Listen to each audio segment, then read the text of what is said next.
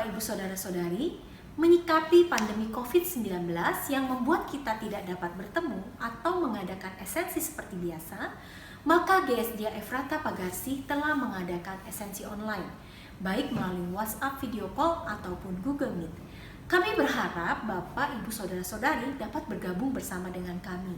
Setiap pertemuan akan diadakan selama 15-30 menit dalam 2 atau 1 minggu 1 kali. Kita akan saling menguatkan, sharing bersama dan juga berdoa sehingga kita menyadari bahwa kita tidak sendirian dalam menjalani hidup di masa sekarang ini. Yuk bergabung. Hubungi saya ataupun Ibu Yuli di nomor 0813 2009 2343. Tuhan Yesus memberkati. Shalom Efrata Kids, apa kabar nih? Semoga kalian baik-baik aja ya. Dikarenakan pandemi COVID-19 ini, kita sudah tidak bertemu kurang lebih hampir 3 bulan. Oleh karena itu, kita akan bertemu secara online setiap hari Minggu. Kelas Batita dan Balita akan diadakan jam 10 pagi melalui Google Meet. Kelas Pratama dan Madya akan diadakan jam 4 sore melalui WhatsApp video call. Kelas Tunas Remaja akan diadakan jam 7 malam melalui WhatsApp video call juga. Jangan sampai ketinggalan ya, segera hubungi saya di nomor 0895 3437 90970. Sampai ketemu semuanya, God bless you. Selamat pagi Bapak Ibu Saudara sekalian. Di pagi hari ini kita kembali akan menghadap kepada hadirat Tuhan dan kita kembali bertemu dalam ibadah online GSDA Efrata. Dan marilah kita bersama-sama mengangkat hati kita dan meminta Tuhan untuk mengurapi kita, menjamah kehidupan kita sehingga kita semakin diperbarui dari sehari lepas sehari. Mari kita nyanyikan lagu ini, angkat hatimu dan katakan, ya Tuhanku, aku hendak bernyanyi bagimu selama hidup.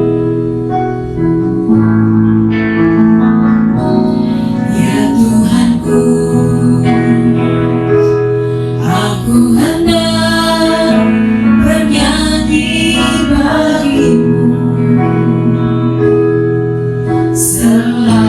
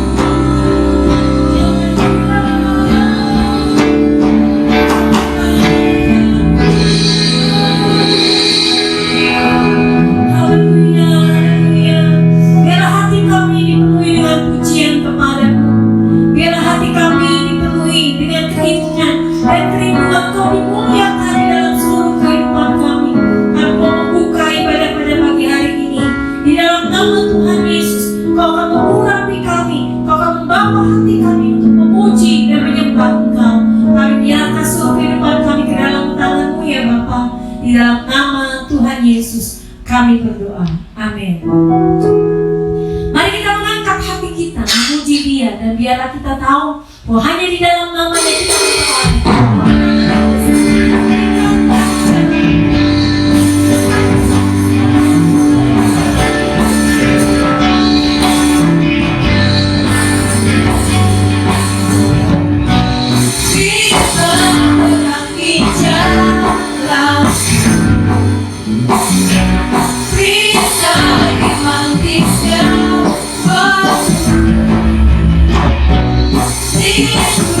Aku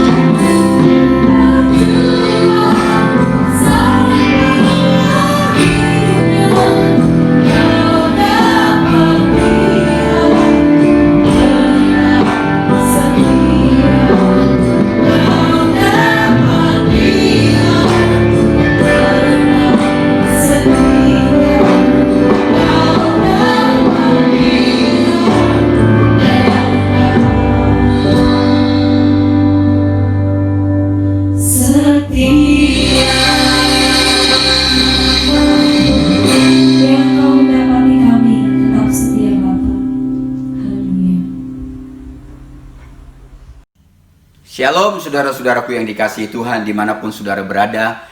Pada pagi hari ini saya ingin mengajak saudara untuk mendengarkan firman Tuhan. Saya mengajak saudara ketika mendengar firman Tuhan, buka hati saudara. Ketika saudara membuka hati saudara, saudara lakukan dalam kehidupan saudara setiap saat, dimanapun dan kapanpun. Maka saya berdoa kebenaran firman Tuhan yang kau dengar akan memberkati hidupmu, memberkati rumah tanggamu, memberkati segala apa yang kau kerjakan. Maka Tuhan akan membuat engkau berhasil. Oleh sebab itu saudara-saudaraku, hari ini kita sebelum dengarkan firman Tuhan, mari kita berdoa bersama-sama. Bapa kami yang ada di dalam surga, hari ini kami mau dengar firman Tuhan. Mampukan kami untuk mengerti, dan bukan hanya untuk mengerti, mampukan juga kami untuk melakukan firman-Mu di dalam kehidupan kami sehari-hari, kapanpun, dimanapun kami berada. Karena firman-Mu adalah pelita bagi kaki kami, terang bagi jalan kami. Firman-Mu adalah kekuatan Allah yang terus akan membentengi kami dari segala tipu muslihat si iblis. Kami mau menjadi umat pemenang, kami mau diberkati oleh Tuhan, kami mau melakukan kebenaran firman Tuhan, kami mau menyenangkan hati Tuhan. Terpujilah Engkau Tuhan kami Yesus Kristus, Raja kami mau berdoa dan mengucap syukur. Haleluya, amin. Saudara-saudaraku, saya akan mengajak saudara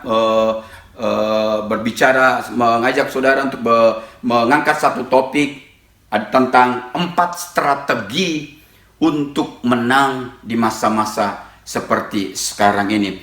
Nats yang akan kita ambil adalah dari kitab Efesus pasal yang ke-6 ayat yang ke-11 sampai dengan ayat yang ke-18. Di sana dikatakan, kenakanlah seluruh perlengkapan senjata Allah supaya kamu dapat bertahan melawan tipu muslihat iblis. Karena perjuangan kita bukanlah melawan darah dan daging, tetapi melawan pemerintah-pemerintah, melawan penguasa-penguasa, melawan penghulu-penghulu dunia yang gelap ini, melawan roh-roh jahat di udara. Sebab itu ambillah seluruh perlengkapan senjata Allah supaya kamu dapat mengadakan perlawanan pada hari yang jahat itu dan tetap berdiri sesudah kamu menyelesaikan segala sesuatu. Jadi berdirilah tegak, berikat pinggangkan kebenaran dan berbaju jirahkan keadilan. Kakimu berkasutkan kerelaan untuk memberitakan Injil damai sejahtera. Dalam segala keadaan pergunakanlah perisai iman, sebab dengan perisai itu kamu akan dapat memadamkan semua panah api dari si jahat.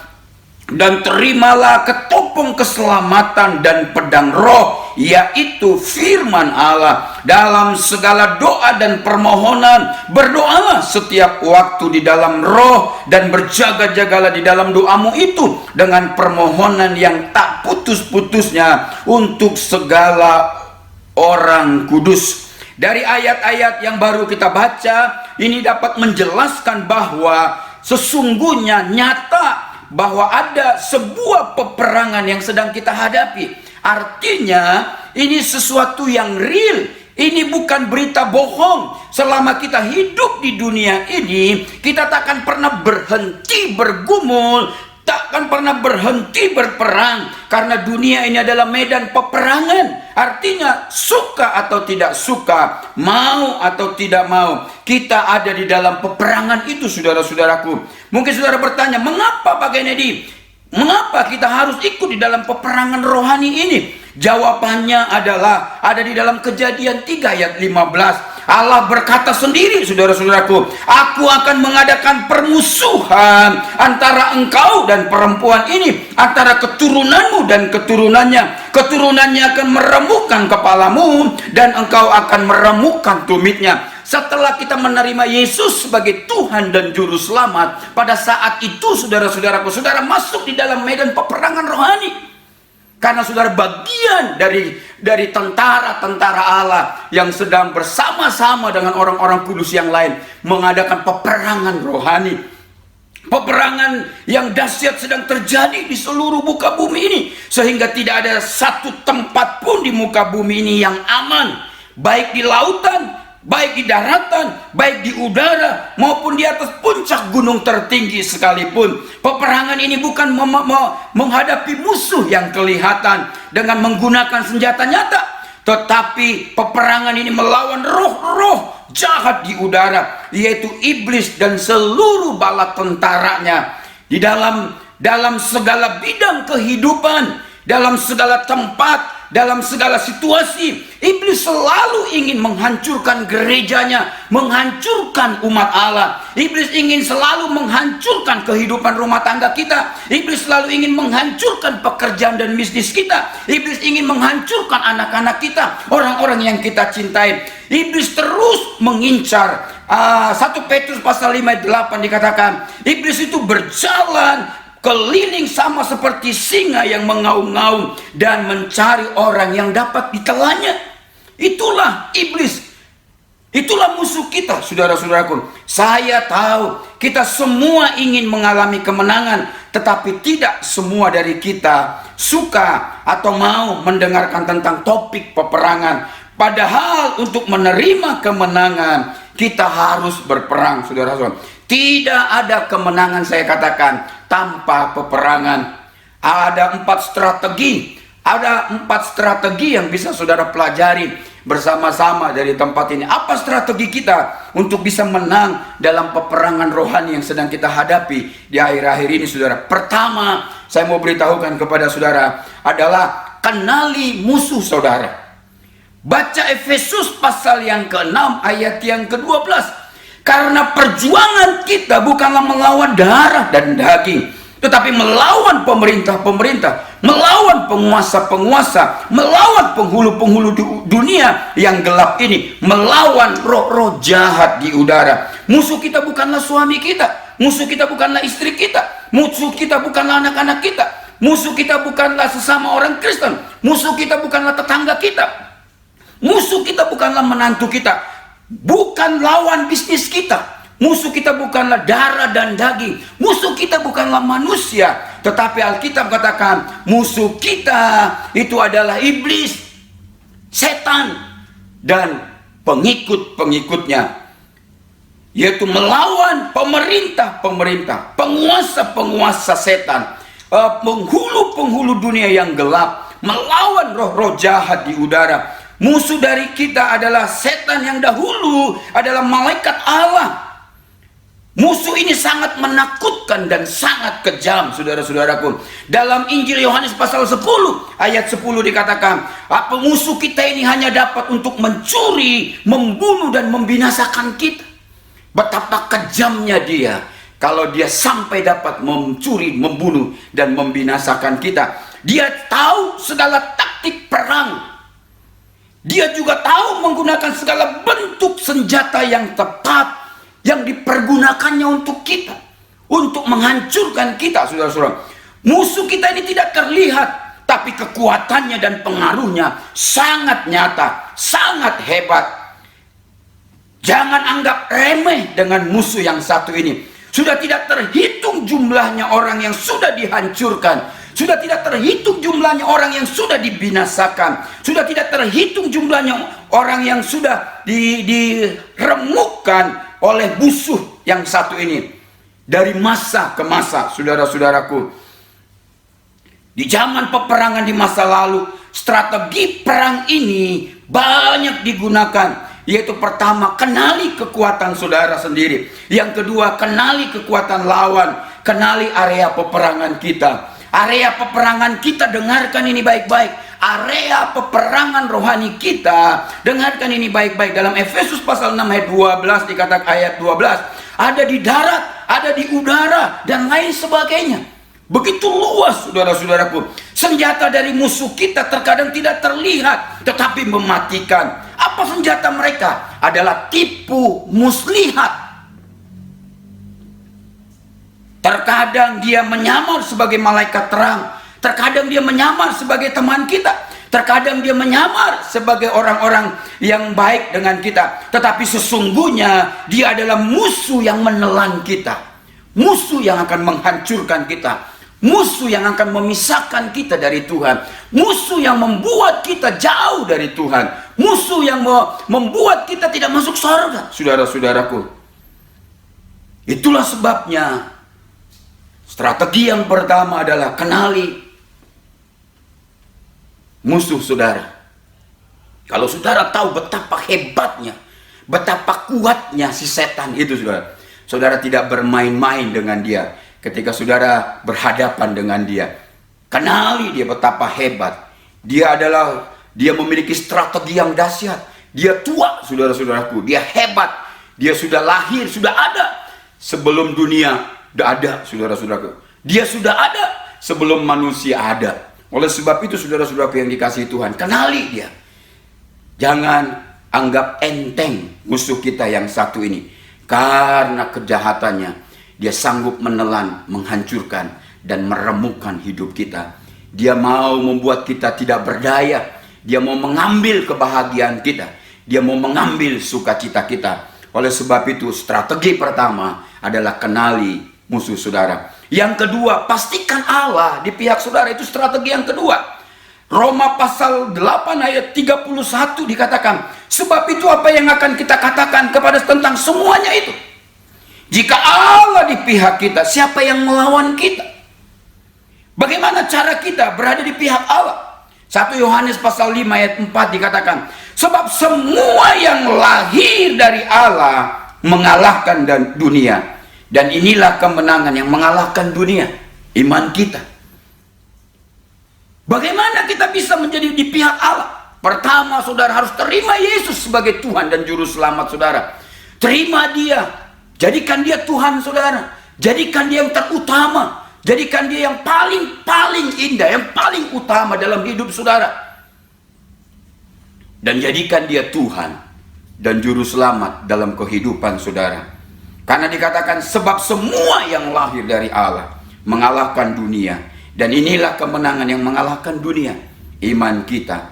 Jangan berperang sendiri, saudara-saudara. Kalau saudara berperang sendiri, saudara pasti kalah. Pastikan, strategi yang kedua, pastikan saudara di pihaknya Tuhan. Kemenangan bukan tergantung banyaknya sekutu kita. Kemenangan bukan tergantung banyaknya orang yang membantu kita. Tetapi cukup pastikan bahwa kita ketika menghadapi peperangan rohani, kita itu di pihaknya Tuhan dan Tuhan di pihak kita. Baca Hakim-Hakim pasal 7 ayat 2 dan sampai dengan ayat yang ke-8. Di dalam Hakim-Hakim pasal 7, dalam Hakim-Hakim pasal 7 Allah menceritakan Gideon untuk memimpin dengan membawa 300 orang. Dengan 300 orang itu dibawa, mereka hanya membawa sangkakala, mereka hanya membawa buyung, mereka hanya membawa obor yang menyala. Di ayat yang ke-16, itu cara mereka mengalahkan musuh mereka. Tidak masuk akal caranya, saudara-saudaraku. Tetapi dengarkan ini baik-baik.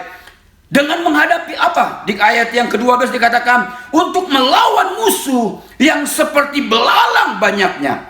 Dan unta mereka tidak terhitung seperti pasir di tepi laut banyaknya.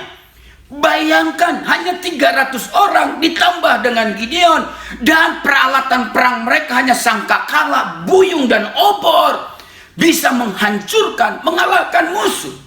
Artinya bukan banyaknya pasukan yang dibawa oleh Gideon. Bukan canggihnya peralatan perang yang dimiliki 300 orang yang bersama-sama dengan Gideon. Rahasianya adalah, dengarkan ini baik-baik, Gideon itu bisa mengalahkan musuhnya karena Gideon itu bersama-sama dengan Allah. Gideon itu berada di pihaknya Allah dan Allah di pihaknya Gideon. Sekali lagi saya mau katakan, saudara-saudara, catat ini baik-baik. Rahasia kemenangan Gideon dan 300 orang yang bersama-sama dengan dia adalah Tuhan berada di pihaknya Gideon. Baca juga 2 Tawarik pasal yang ke-20 ayat pertama sampai dengan ayat yang ke-22. Saat Bani Moab dan Bani Amon datang berperang mengelilingi pasukan orang-orang umat Allah yang ke saat itu rajanya adalah Raja Yosafat. Kalau saudara baca ayat yang ke-15 dan ayat yang ke-17, dikatakan di sana, dan berseru, camkanlah hai seluruh Yehuda dan penduduk Yerusalem dan Tuanku Raja Yosafat, dikatakan, beginilah firman Tuhan kepadamu, janganlah takut, janganlah kamu takut dan terkejut karena laskar yang besar ini. Sebab bukan kamu yang akan berperang, melainkan Allah. Ayat 17 dikatakan di pasal 2 Tawarikh pasal 20 itu. Dalam peperangan ini tidak usah kamu bertempur, hai Yehuda dan Yerusalem. Tinggallah berdiri di tempatmu dan lihatlah bagaimana Tuhan memberikan kemenangan kepadamu. Janganlah kamu takut dan terkejut. Majulah, bersorak besok menghadapi mereka. Tuhan akan menyertai kamu. Wow, luar biasa saudara-saudaraku. Betapa hebat dan dahsyat Tuhan kita. Amin saudara-saudaraku.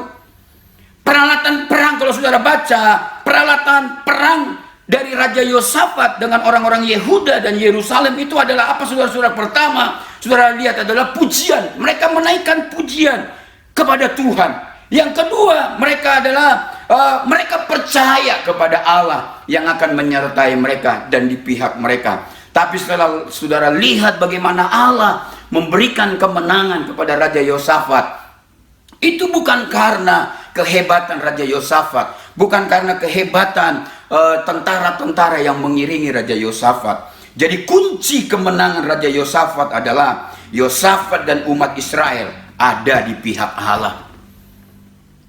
Pastikan saudara-saudaraku, saudara-saudara ada di pihak Allah. Dalam pertempuran rohani di masa-masa yang sekarang ini, pasti engkau menjadi pemenangnya. Ketika saudara menghadapi peperangan rohani setiap hari yang sedang terjadi ini, pastikan saudara-saudara bersama-sama dengan Allah. Pastikan saudara ada di pihaknya Tuhan. Yang ketiga, strategi untuk bisa menang dalam peperangan rohani yang sedang gencar-gencarnya terjadi di masa-masa sekarang ini. Iblis itu ingin dan setan itu ingin menghancurkan sebanyak-banyaknya umat Tuhan, sehingga umat Tuhan itu tidak berdaya dan meninggalkan Tuhan selama-lamanya. Kunci yang ketiga atau strategi yang ketiga untuk bisa menang di dalam peperangan rohani ini, ambil dan pergunakan seluruh perlengkapan Allah. Dalam Efesus pasal yang ke-6 ayat yang ke-11 sampai dengan ayat yang ke-18, di situ kita akan kita dapati ada peralatan senjata yang berfungsi sebagai perlindungan, tetapi juga ada peralatan senjata yang berfungsi untuk menyerang. Pertama, saya mau katakan, yang ingin saya mau sampaikan kepada saudara, jangan salah menggunakan peralatan senjata yang ada. Artinya untuk perlindungan jangan dipakai untuk menyerang. Sebaliknya untuk menyerang jangan dipakai untuk perlindungan. Yang kedua, baca ayat 13. Sebab itu ambillah seluruh perlengkapan senjata Allah, supaya kamu dapat mengadakan perlawanan pada hari yang jahat itu, dan tetap berdiri sesudah kamu menyelesaikan segala sesuatu. Jangan ambil atau pergunakan sebagian saja dari perlengkapan senjata Allah ini, tetapi kita diminta untuk mengambil dan mempergunakan seluruhnya, saudara-saudaraku. Ketiga ingat saudara, seluruh perlengkapan yang kita ambil dan gunakan ini bukan milik kita. Ini juga bukan buatan kita. Ini adalah milik Tuhan. Jadi bukan kita yang membuat senjata kita, saudara-saudaraku. Bukan kita sendiri yang membuat perlengkapan peperangan kita. Tetapi kita hanya diminta mengambil dan mempergunakan seluruh perlengkapan senjata Allah yang sudah Tuhan sediakan buat saudara dan saya. Ingat ini baik-baik.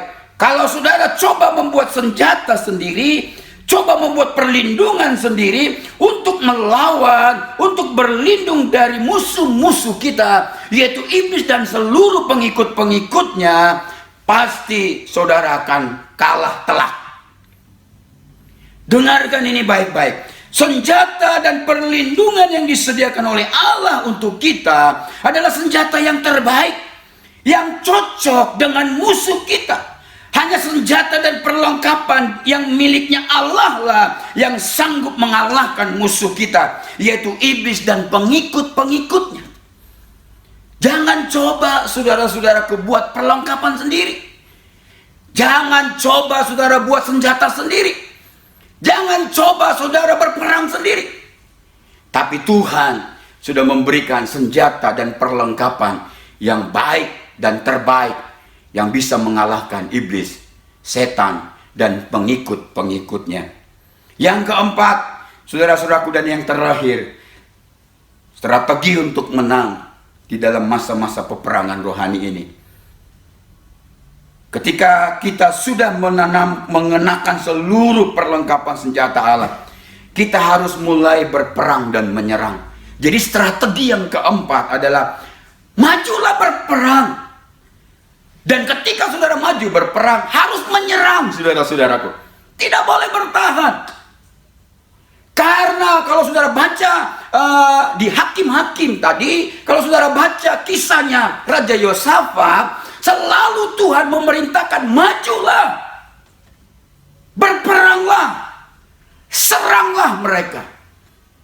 Walaupun mereka tidak, kalau di kisah Yosafat, walaupun Tuhan yang berperang kepada mereka, tetap mereka harus maju berperang, saudara-saudaraku. Karena di dalam pendahuluan tadi saya katakan, tanpa peperangan tidak ada kemenangan. Ketika kita sudah mengenakan seluruh perlengkapan senjata Allah, kita harus maju berperang dan menyerang, saudara-saudaraku yang dikasihi Tuhan.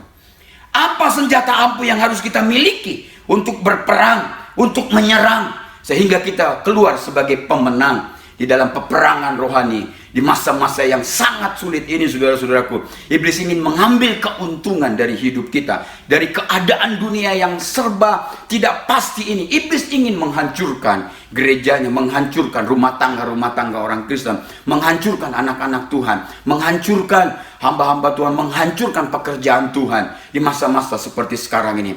Tapi dengarkan ini baik-baik, saudara dan saya adalah tentara-tentara Allah yang seharusnya berperang dan menyerang. Apa senjata ampuh yang diberikan dalam ayat-ayat ini, saudara-saudaraku? Baca ayat yang ke-17 dari Efesus pasal yang ke-6. Saudara bisa temukan di sana. Dan terimalah ketopong keselamatan dan pedang roh, yaitu firman Allah. Jadi senjata yang ampuh untuk mengalahkan iblis dan antek-anteknya dan pengikut-pengikutnya bukan bom atom, saudara-saudara. Bukan bom nuklir. Tetapi Yesus katakan, tetapi firman Allah katakan, untuk bisa mengalahkan iblis dan pengikut-pengikutnya, harus senjata yang paling ampuh dan paling hebat, tidak pernah gagal, adalah firman Allah. Yesus melakukannya. Yesus menggunakan firman Allah ini untuk mengalahkan iblis.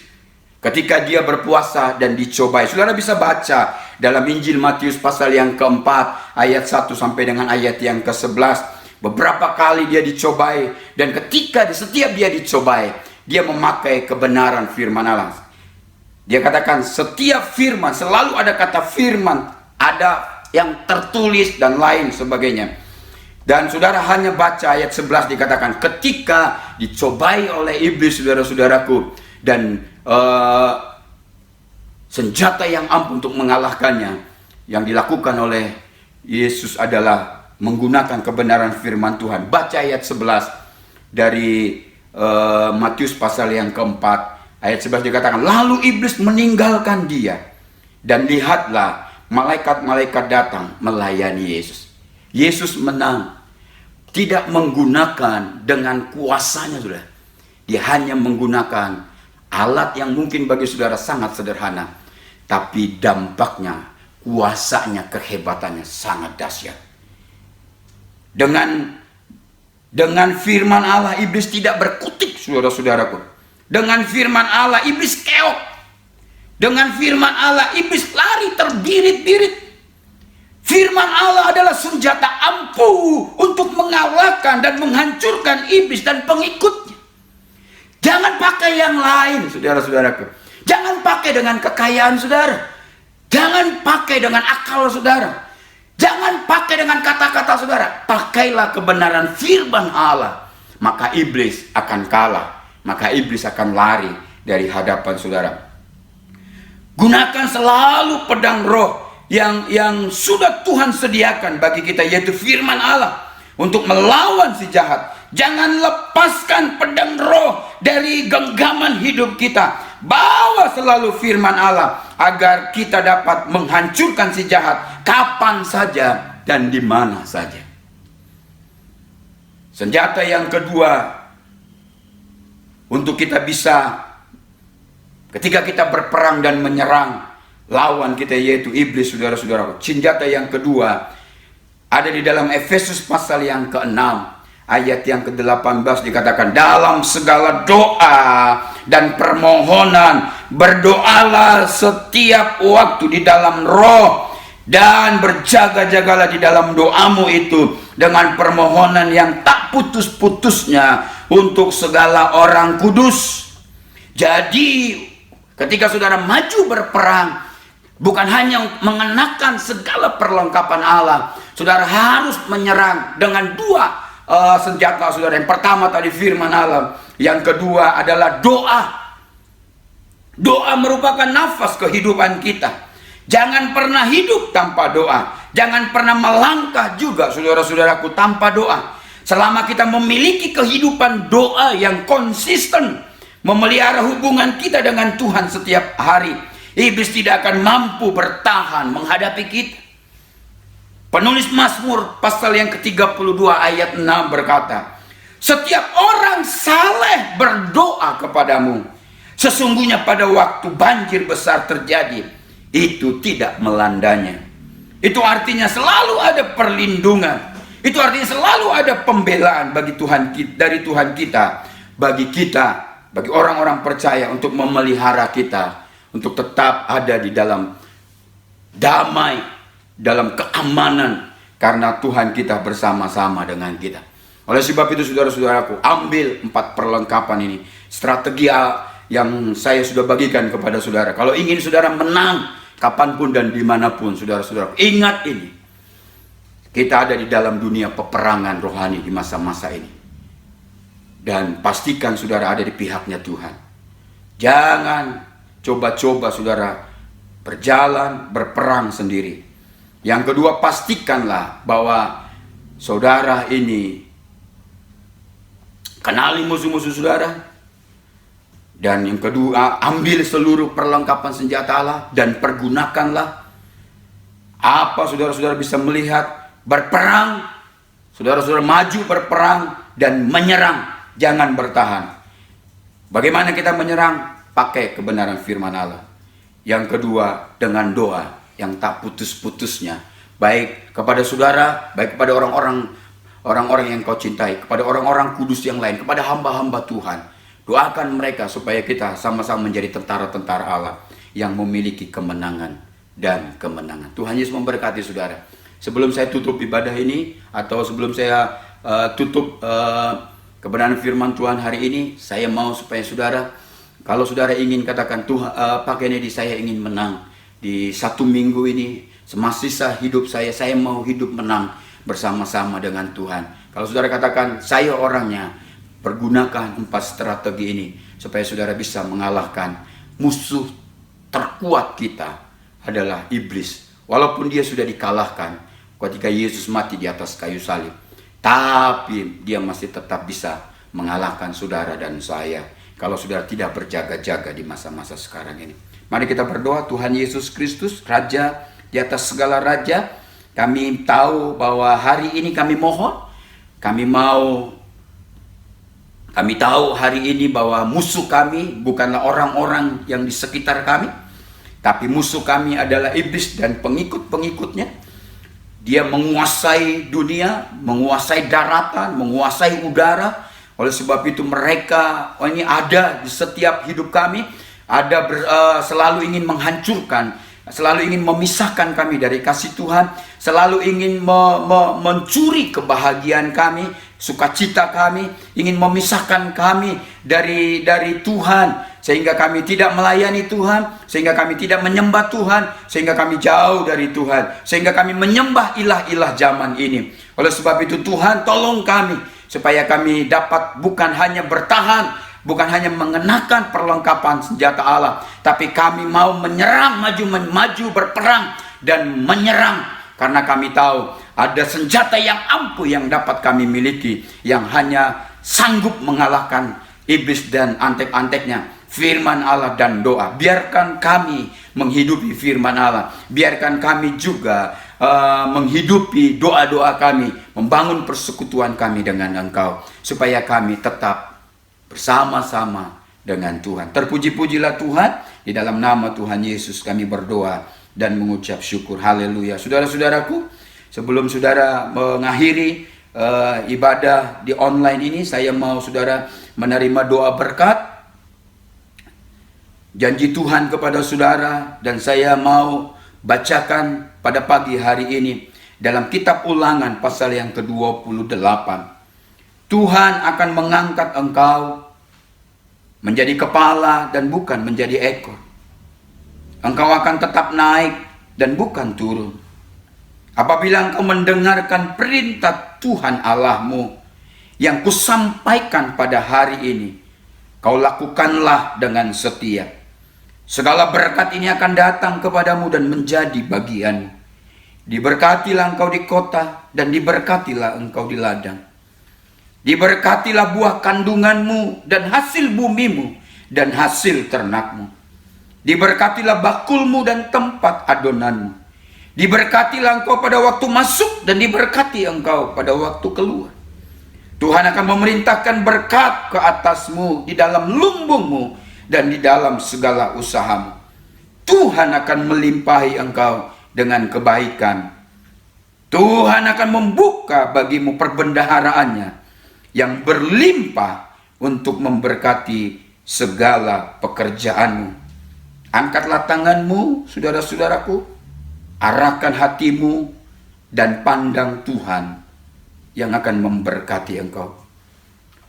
Terimalah berkat dari Allah Bapa kita, kasih sayang dari Yesus Kristus, serta persekutuan dari Roh Kudus akan menaungi hidup saudara dan hidup saya hari ini sampai selama-lamanya. Yang percaya katakan amin.